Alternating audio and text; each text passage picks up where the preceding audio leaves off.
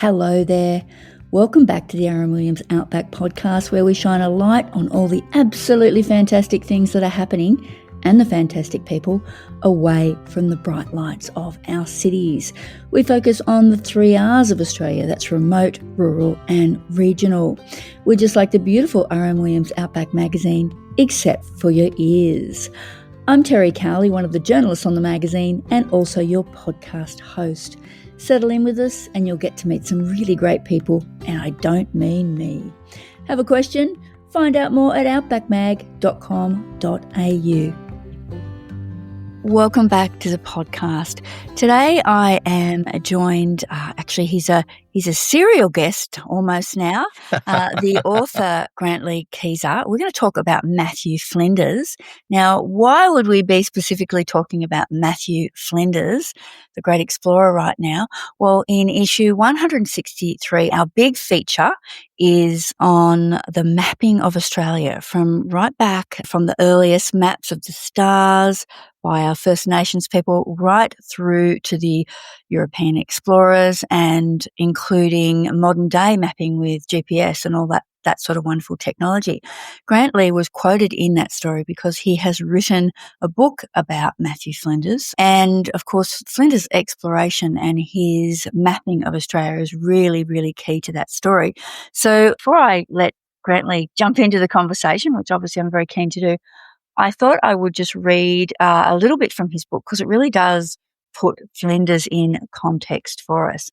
And I am recording this at home, and there's a very noisy chicken out in the backyard. So I'm really hoping that doesn't come through, because as far as I know, Flinders had a cat, but I'm not aware that he had any chickens.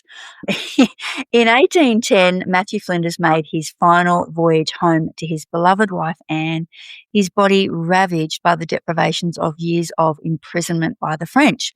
4 years later, at the age of just 40, he would be dead, a premature, tragic end to one of the world's greatest maritime adventurers who circumnavigated and mapped the famed Great Southern Land, and whose naming of the vast continent would become its modern title, Australia.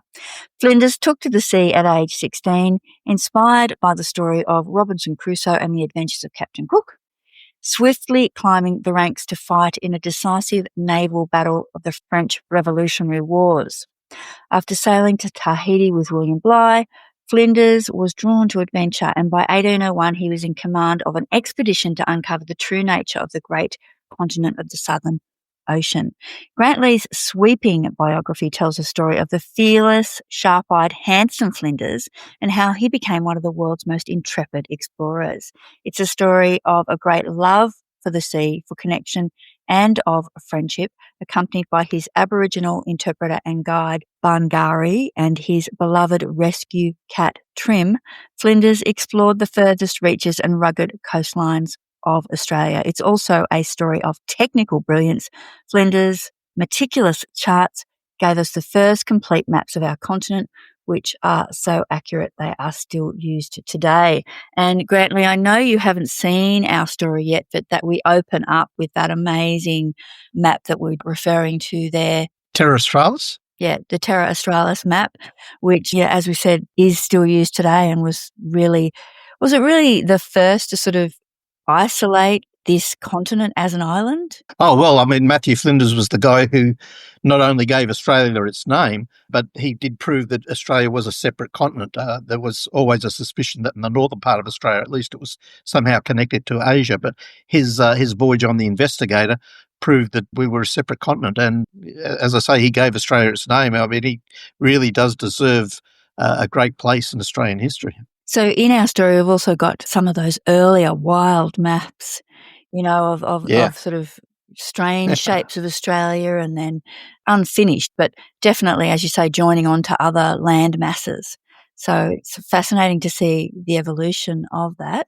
Yeah. Now, in our story, we do, of course, talk about Captain Cook and his 1770 journey. And, of course, Cook's mapping of the coastline was invaluable, but even with all that he had produced, the continental landmass wasn't fully identified for another 40 years due to the work of Flinders. That's right, because Cook, as as the great mariner that he was, only really sailed up the east coast of Australia and a little bit across the north, going up around the Torres Strait. I mean, he really he did a great job mapping what we now would call Queensland, New South Wales, Victoria, but he didn't venture any further west than that. Not the way that Flinders did. Flinders circumnavigated the whole continent. Didn't stop him for claiming it all for the king, though, did it? No, that's right. That's right. It was all under the British rule at that time, and Flinders, of course, and Cook were both naval officers, so that they were duty bound to do that. But there's a lot of revisionist history these days, but I think it's important to also notice, you mentioned Bungaree there.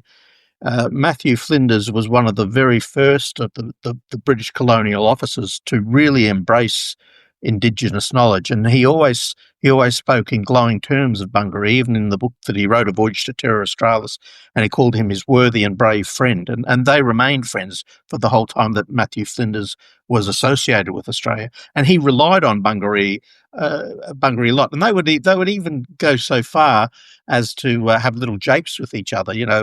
At one stage, Bungaree met some Indigenous people around Redcliffe in Queensland, and he started singing for them, hoping that they might be able to break the ice to form some commitment.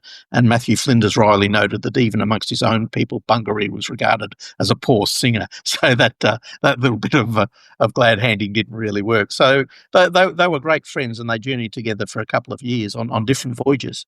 In our story, you are creating quite a sort of a almost amusing image of him. You said, just picture him. He's a little guy standing on a box with his tricorn or bicorn hat on, with a spyglass up to his eye, trying to stay upright in all kinds of weather, with the ship rocking around. Yeah. It is incredible. The maps that he produced in the early 1800s of what he called Terra Australis, or Australia, even used that name, Australia, are still very, very accurate, even when compared with maps that are used with satellite technology and GPS.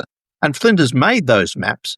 I mean, as I said, he's standing on a box with all these, 18th century navigational equipment, sextants and things like that, trying to find out the position of where the sun is and where different stars are, and at the same time taking all sorts of mathematic calculations of bays and inlets and jotting them down to then transfer to maps later on that night by lamplight. Quite extraordinary, the work that he did. I think he also made the point that other explorers coming before him, we mentioned Cook, there was also George Bass. Yeah.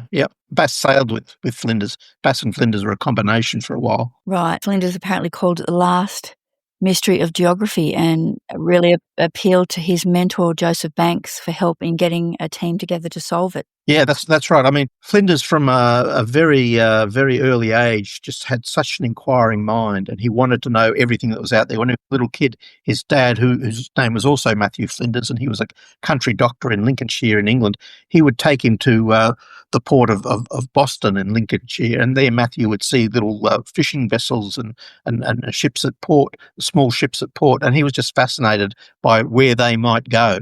And the world outside him, he wanted to know everything. And when he was very small, Matthew's father held him up to show him the Northern Lights on one evening in Lincolnshire. And that stayed with Matthew Flinders all his life, the great expanse of the heavens and the universe. He wanted to know everything that was out there. And incredibly, he became one of the world's greatest navigators, using the stars and the sun and the moon as navigational aids. It was also at a time when the French were really trying to do some similar things. Yeah. And I love that story about when Flinders met the French explorer. Yeah. Can you shed a bit of light on that? Because that was a key, really interesting point in history, wasn't it? It's fascinating. England and France were at war at the time, the Napoleonic Wars, but there was always a kind of unwritten truce between scientific missions, mostly facilitated by Joseph Banks and his involvement. He made sure that British scientists could sail anywhere, and if they encountered even their enemies, that there would be a mutual truce between them. So Flinders is doing his circumnavigation, partway through his circumnavigation of Australia, and at a place now called Encounter Bay in South Australia, the southern coast of South Australia. He sees what looks like a floating pyramid coming towards him, and as it gets closer, he realises it's the sails of a ship, and he before long deduces as a French ship sailed by Nicolas Baudin, a great French skipper. And there's actually two ships. There's the Geographe and the Naturaliste. And those Frenchmen, they're on a mission for Napoleon to map as much of the uncharted world as they can and claim it for France. And Baudin had already, his team had already mapped a large part of what we call South Australia and Victoria and called it Terra Napoleon. They'd named various places along the coastline in honour of Napoleon and other French elites, and they were claiming it for France. But and they also had their sights on Tasmania too. But the governor of New South Wales at the time put a stop to that, and he sent a crew straight down to Tasmania to raise the Union Jack. And if the British hadn't done that at the time, perhaps large parts of Australia might be speaking French now and have an allegiance with France. I don't know. But it was absolutely fascinating. And Flinders and Nicolas Baudin, they got together. Flinders went up onto the French ship and they discussed what they were doing. And the French actually got into a fair bit of trouble, and they ended up back in Sydney, and the government in Sydney at the time assisted them to get back to France. But little did they know that the French were already, one of the French officers was already writing to Napoleon to say that the defences of Sydney are not very strong. It's a penal colony. It's not very well guarded. If we sent a fleet of French boats here, we could overrun it very quickly. So, it was a fascinating time in Australian history. The British prevailed, of course, and we were a British colony for a long, long time. And the French had to do their best somewhere else. I was doing a lot of the photo research for our mapping story, and I came across a lot of artistic depictions, imagined artistic depictions of that meeting, the ships sailing together and all that kind of stuff. Yeah, yeah. What an incredible time that would have been. You think about it, in the middle of, for all intents and purposes, the middle of nowhere, a British ship and a French ship who are at war, 20,000 kilometres away, come together, and they actually have a mutual, they have a discussion about what they've discovered and what lies on the other side. And mutual respect, it seemed. Yeah. Now, as I mentioned, you wrote a book about Flinders in 2023. Yeah. Flinders, The Life, Loves and Voyages of the Man Who Put Australia on the Map, literally. Now, this is your stock in trade. You're wonderfully adept at picking these people out of history and then bringing them alive to a modern audience. But I'm wondering what it was. I mean, I can imagine what it was about Flinders. He's a pretty cool guy. But what was it specifically about Flinders that made you want to do that book at that time? Well, I was just fascinated by the fact there's so many geographical places in Australia named after Flinders, and just about every town in Australia has a Flinders Street. But it still strikes me as really odd that I'd say the vast majority of Australians don't know where the name Australia came from, and it came from Matthew Flinders writing a book, Voyage to Terra Australis. He was actually passing groups of Indigenous people on the voyage, and he was calling them these Australians. So that was really the first instance of someone using that term. And Governor Lachlan Macquarie, who took over a little while after Flinders had made his circumnavigation, he was intrigued by that name too, and he wrote to the British government and said, "We keep calling this place New Holland. Holland's got nothing to do with where we're living. It should be called Australia as the great southern land, because that's essentially what Australia means." And the name came from Matthew Flinders. Yeah. So obviously, the New Holland was as a result of the earlier Dutch exploration. Yeah, by Abel Tasman. Yeah, that was quite some time before. A long time before. And I was just intrigued by the character of Matthew Flinders. I wanted as many Australians as possible to know not just where their name came from, but he was such an intriguing character, a guy with such an inquiring mind, and in many ways a thoroughly modern kind of guy too. I mean, we have this idea of British naval officers like William Bligh being really austere, tough characters. But Matthew Flinders was a British naval officer, but he was a really kind-hearted guy who was so in love with his pet cat that he rescued that he even wrote a book in French about the cat because he loved the cat so much. He was just a very modern kind of guy. The romantic letters that he'd write to his wife back in England, he was just a really soft-hearted, intriguing kind of guy, and I just really, really loved his character. I mean, he was so at odds with the prevailing warmongering, I guess, kind of naval officers at the time. He even wrote, he lamented very early in his career as a naval officer. He said, the only way I can advance in the Navy is if I killed French people. And he said, I don't want to destroy anybody. I don't want to go to war and kill people. I want to help humanity. And that's basically how he saw his work as a man who wanted to increase the world's knowledge of the planet that we live on. So it sounds like you wanted to, well, one of the reasons why you wanted to write this book was because you really liked the guy. I did, yeah. I liked him very much. And in many ways, it's a tragic love story too, because he was hoping to bring his wife on the voyage out to Australia. He had to leave her behind. And then he was rushing back after completing the circumnavigation. Flinders all his life was a bit like a bull at a gate, very impetuous. And he was rushing back to see her. He took a boat that was pretty much unseaworthy. And when he got to Mauritius off the coast of Africa, the French governor there, he didn't care whether Flinders was on a scientific mission or not. He said, you're an enemy of our country and you're going to stay here until the war's over. And sadly for Matthew Flinders, the war lasted about another 7 or 8 years. By the time he left Mauritius, he was very much a broken man. He got back to his wife, but there wasn't much left of Matthew Flinders to live out the rest of his life. He only lasted a couple of more years. If it makes you feel any better about a very small part of his legacy, at my primary school when I was growing up, it was just reminded me when we mentioned Bass earlier. So we had the 4 houses, Tasman, Dampier, Bass and Flinders. And guess who was captain of Flinders? You? Good on you. Good on you. Yellow. Yeah. So I'd forgotten all about that. And we're just talking, oh, yeah, that's right, I was captain of Flinders. I think probably now these days it might be seen as politically incorrect to have houses named after European explorers. Well, as I say, there's a lot of revisionist history, but I mean, Matthew Flinders and people like Lachlan Macquarie, they're the ones that actually helped to build the nation that we live in with all its modern conveniences. You've talked about him being an amazing, I guess, navigator, map maker, very good technically. Can you tell us a bit more about him and how he came to be in that position that he was able to lead that expedition?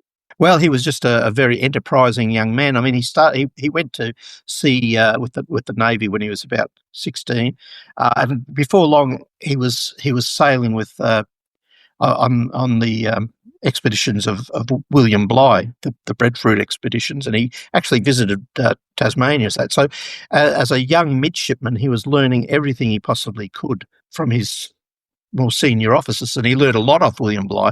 I mean, Bligh is perceived or portrayed as very much a villain because of the Bounty Mutiny, but Bligh was also a brilliant seaman and a brilliant navigator, and so Flinders learned a lot from him. He didn't particularly like William Bligh. He found him a very foul-mouthed and a very bullying sort of a person. He didn't really like him very much, but he learned a lot about navigation from him. And on any subsequent voyages, Flinders, he learned as much as he possibly could about navigation. He read every possible textbook that there was. And when he came out to Sydney as a midshipman in the mid-1790s, he appeared with the governor, John Hunter, and because there was the settlement of Sydney, but there wasn't much known what lay either side of it. They settled in Sydney Cove, but he wanted to mount expeditions to find out, well, what else is there around where we're living? And he and George Bass and Flinders, they came from close proximity in Lincolnshire. Bass was a young doctor, and they formed a expedition team, and they sailed on a little, I guess, more or less a large rowboat with a sail called the Tom Thumb, and they explored around south of Sydney down to Wollongong and Port Kembla and those places, and they did a couple of other expeditions like that. And then Flinders had the idea, he approached the governor. There was a settlement in Tasmania, what was then called Van Diemen's Land. He wanted to see if that was connected to the mainland. So he mounted an expedition in a very small boat called the Norfolk, and they sailed down, and they proved that Van Diemen's Land, as it was called at the time, was actually a separate island, and Flinders named the strait separating it from Victoria, or was New South Wales still at the time. He named it Bass Strait in honour of his friend George Bass. That was one of their first great discoveries, that this place was actually an island. And then, as Flinders' mentor was Joseph Banks, and the reason that came about, I mean, Joseph Banks, his role in the European settlement of Australia is probably not as well known as it should be, but he was essentially Britain's minister for Terra Australis, or Australia, for the first 5 governors we had. The governors such as Arthur Phillip and Macquarie, people like that, they all answered to Joseph Banks. So Banks also owned a huge estate in Lincolnshire, his country estate. So Flinders was very, very well aware of where he lived and had been there, passed there many times. Flinders, as I say, he was a very impetuous and very ambitious young guy, and he was inspired by the voyages of Captain Cook. And he even wrote that he could never beat Cook in terms of historical importance, but being second was still good enough for him. So he appealed to Joseph Banks. He said the last great mystery of geography is whether this huge landmass that we know is a huge landmass, because parts of the west had been mapped, little parts of the north around what we would call Arnhem Land had been mapped, down the east coast had been mapped, but still no one knew if it was connected to Asia or not. And he says, this is the last great mystery of geography. I want to be, he was only in his late 20s at the time, I want to be the person that establishes this as fact. And so Banks was very, very well connected. As I say, he was essentially the minister for Australia. So he went to the government, and within a few weeks, Matthew Flinders had a team of about 100 sailors backing him, and he had a fairly dilapidated ship. It was a naval surplus ship called the Investigator. And so he was given that ship to prove this last great mystery, to solve it. And so they set sail. He wanted to take his wife with him, his new wife. He only married her a little while before, but the Navy stepped in. They said that it's against our rules for a captain to take his wife on these expeditions, so he had to leave her behind. But they set sail for Sydney. Along the way, they first saw landfall in what we'd call Australia on the west coast around Cape Leeuwin, on the bottom of Western Australia there. So they started mapping all along the bottom of the west coast of Australia, and then the south when they came upon Bourdin and his expedition, the French expedition. And then they continued on to Sydney, and then they stayed there for a little while. Flinders got his friend Bungaree to come along with them to act as a mediator with Indigenous people that they met, because Flinders quite openly said that he didn't want to harm any of the Indigenous people. He wanted to make friends and get their assistance at every possible moment. And so they then continued the voyage from Sydney. But it was because Flinders was so ambitious, he wanted to go down in history as a great navigator and explorer, and that's what happened. I wrote the book. I still don't fully understand how Flinders could, or other celestial navigators could use the positions of there is a very involved mathematical formula, but he's using the positions of stars I hadn't even heard of, mapping them on charts where his position is with the ship, and then using that to calculate the distances of various inlets and bays and rivers. No calculators or computers or laptops or anything like that, or sonar or anything like that in those days. So that idea that now we know that this is one island continent, must it really changed the way that, well, it wasn't a nation as such, we can't call it a nation at that point, but certainly it must have changed the way people living there felt about it, and it also must have really changed the view of Australia internationally. Oh, it did. It did very much. And, even from fairly early days in European settlement, once Flinders had done his maps, there were calls to unite the colonies. I mean, Western Australia became a colony fairly early in the piece, and then South Australia in the 1830s, and then New South Wales split off Victoria and Queensland. So pretty much from the 1850s, there were calls to unite all these separate colonies in one great nation, one huge nation, it's nearly as big as the United States in landmass. So there was calls to unite the whole area as one nation. And so that was largely down to very much the work that Matthew Flinders has done. But he'd also made, it wasn't just an intellectual exercise either. When they proved that Van Diemen's Land was an island, for instance, that improved the sailing times from England by at least a month, because previously ships had gone to the south of Van Diemen's Land and then gone up. This way they could go through Bass Strait and save quite a bit of time, at least a month off trade routes. So yeah, of course. And in terms of savings, even in those days, it was worth millions of pounds to the various trading between the Australian colonies and Britain. So you did mention his wife. I'm gathering she lived quite a lot longer and tried to continue his legacy somewhat?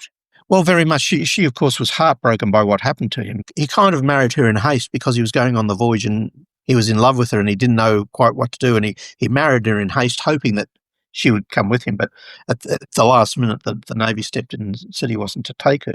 And so it was, her own father had died on a voyage. He was a sea captain, and he died in Java of a disease. So she'd been heartbroken by that as a young child, and her mother too. And she'd always sworn that she'd never marry a naval officer. And they fell in love. And as soon as he's gone on this great voyage, she didn't see him again for about 10 years. And when he came back, he was vastly different to the man who had left. His dream then was to publish his book, A Voyage to Terra Australis, which he did. It was virtually published while he was on his deathbed. Britain had other things to worry about in the early 1800s than a colony on the far side of the world. So Matthew Flinders in Britain became very, very much forgotten. I mean, he was more or less forgotten from history for a long, long time. His grave was lost. It was buried under a train station. It wasn't until only a few years ago that it was refound when they were tunnelling. And of course, they had a very moving ceremony to rebury him last year.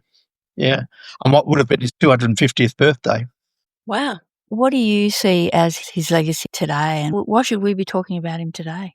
Well, his great legacy is that he proved the true nature of Australia as a landmass. He proved that it was an island continent, not connected to anything. He gave Australia its name. He also set a legacy of friendly relations with the Indigenous people. He actually named Australia after the Indigenous people he saw. He called them Australians. He said that they were these Australian people. So I think he set many great things. But for me personally, I was just intrigued by his yearning for knowledge and his desire to know everything he could about the world around him. And I think that's such an inspiring thing. Flinders had a young daughter when he died. He and his wife, they had a young daughter. She was about 2 years old when he died. But she became the mother of the great archaeologist called Flinders Petrie, who was a great teacher of archaeology too in Egypt. And one of his students was Howard Carter, who found Tutankhamun's tomb. So the legacy of Matthew Flinders as a great explorer and a great inquiring mind survived in the work of Flinders Petrie and the archaeologists who came after him.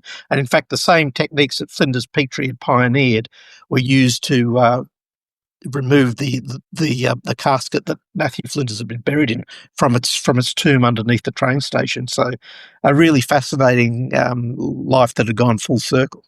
Absolutely. And the fact that so much in Australia is named after Flinders. Flinders Ranges, Flinders River, Flinders University. As I say, there's virtually a Flinders Street in every town in Australia. And I just think we should know more about the man that gave his name to all these places. Well, thank you again for obviously coming on the podcast, but also being a part of our story on mapping, because the story of the mapping of Australia is really an incredible one. I mean, we've got such an incredibly vast country, and no doubt there's some parts of it that still haven't been mapped. Yeah, it's incredible just how accurate that map is. I mean, he drew it in the early 1800s. He initially wanted to call it Australia or Terra Australis, but Joseph Banks preferred calling it Terra Australis. As I say, Flinders just had such an incredible mind and such a determination to be the first to tell people of these things. He was such an important explorer and such a great navigator. And I think Australia really owes him a great debt for filling the world in on just the nature of the land that we live in, its formation and its true nature. I mean, it was just such an important part of the history of this country. Absolutely. Thanks for talking to me today, Grantlee. Good on you, Terry. My pleasure. Thank you. Hi there, Terry again. Thanks for being with us all through to the very end of the podcast. If you're interested, Grantlee's book Flinders is available from ABC Books. It was published just 2 years ago, 2023. And the story that we referred to is in issue 163 of Outback Magazine, and it was written by Andrew Hull. I really hope you enjoyed that episode of the R.M.Williams Outback podcast. So we can continue to do what we do, please hit the plus button and subscribe to the free podcast so you'll know when new episodes drop. Oh, and please tell a friend who you think might like it. We'd also love to welcome you to the Outback Magazine family, So grab a copy every second month at your local newsagents or contact us directly and we'll have the latest edition sent to you anywhere in Australia with free postage. As I said at the outset, it's all at outbackmag.com.au. Don't be a stranger, get in touch. We'd love to hear from you. Thanks for listening.